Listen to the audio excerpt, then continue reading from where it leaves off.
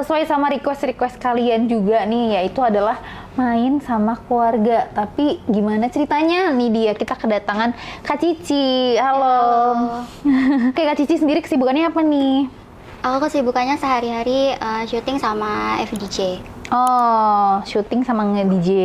Wih, keren juga tuh sambil nge-DJ. Udah berapa lama tuh nge-DJ, Kak? Kurang lebih 1 tahun. 1 tahun. Itu emang hobi atau gimana tuh? Iya, hobi karena sering minum, jadi daripada ngabisin uang ya. Oh, menginspirasi sekali ya minuman, berarti daripada mabok doang gitu ya, mendingan nge-DJ juga. Oke, jadi salah satu cerita yang menarik itu adalah Kak Cici itu pernah ketemu sama cowok di klub dan sampai akhirnya menimbulkan cerita ini. Nah, gimana tuh dulu waktu awal ketemunya? Ya, jadi aku ketemu cowok ini tuh di klub. Kebetulan dia itu udah diincar sama cewek-cewek lain lah. Biasa kalau di klub kan kita ngincar orang tuh. Kebetulan aku dari awal udah ngeliatin dia. Akhirnya pas udah nggak sadar tuh mabuk, aku yang ngebungkus dia. Aku ajak dia ke hotel dan akhirnya main di hotel itu. Posisinya lagi mabuk. Oke. Ya, terus setelah itu setelah kejadian itu kan makin deket. Akhirnya dia nyatain perasaan dan kita pacaran kurang lebih 2 tahun.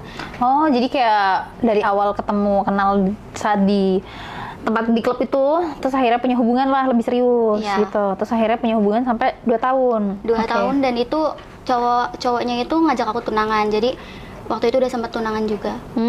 Berarti emang hubungannya udah lumayan serius ya. Iya.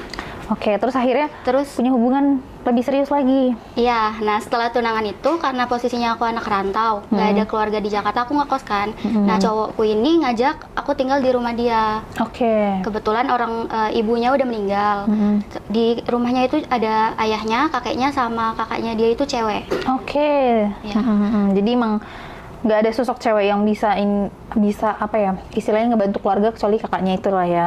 Iya, tapi kakaknya ini dia kan kalau bisa dibilang udah berumur ya, tapi dia belum nikah karena dia tipikal orang yang introvert dan kerjanya juga cuma WFH. Nah, tapi dia juga males-malesan di rumah. Jadi aku mikir ya udahlah sambil ngambil hati keluarganya dia gitu. Jadi aku yain aja buat tinggal serumah bareng dia gitu. Oke, jadi akhirnya mutusin lah buat tinggal bareng tuh. Ya. Tambah lebih deket lagi kan nih? Iya, lebih deket, terus main hampir tiap hari tuh.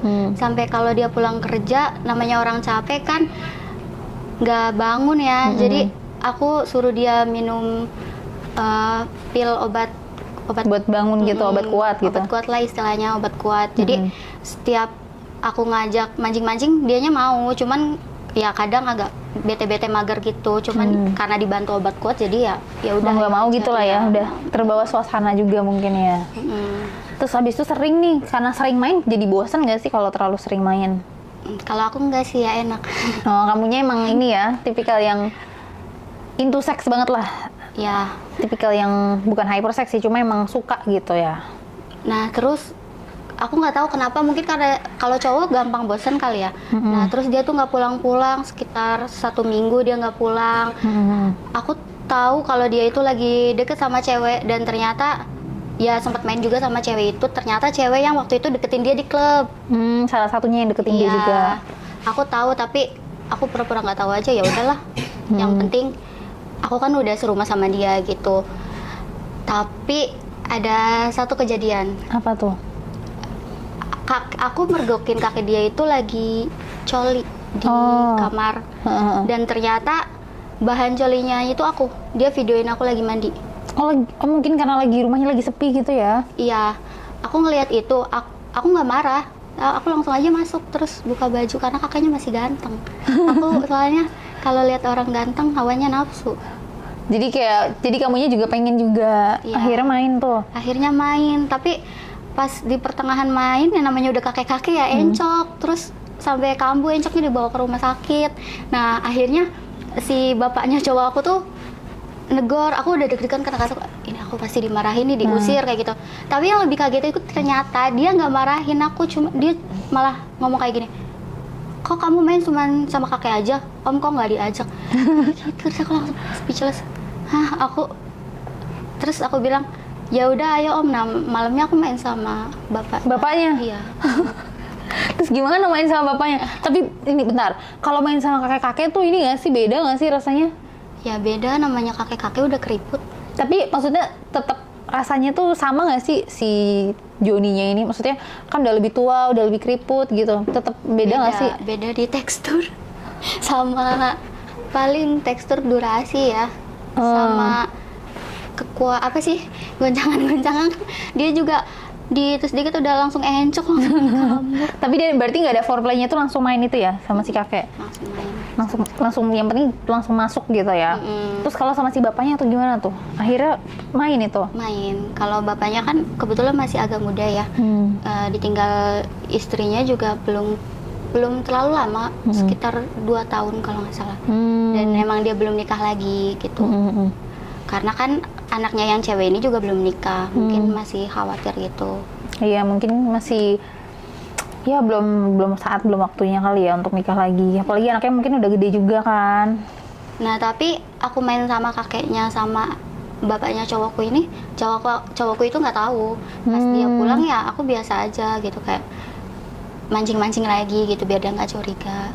Tetap main sama cowok kamu juga? Iya, karena kan aku mikirnya kayak, wah serumah ini udah pernah main sama aku nih. Terus aku mikir, kan kakaknya cowokku tuh cewek ya, terus dia introvert dan aku tahu dia masih perawan lah. Terus aku nggak tahu kenapa, terus aku pikiran aku coba aku ambil perawan dia gitu. Jadi aku pura-pura seolah-olah jadi cowok gitu. Jadi kamu juga ngegodain dia? Ya. Gimana tuh pas di awalnya? Pas awalnya tuh kan aku ke kamar dia, ternyata dia lagi tidur. Pas dia lagi tidur ya aku mikir, wah kesempatan bagus nih, dia lagi tidur. Ya aku jilatin aja itunya. Terus pertamanya dia teriak-teriak, terus aku itu tutupin bantal aja biar nggak teriak-teriak.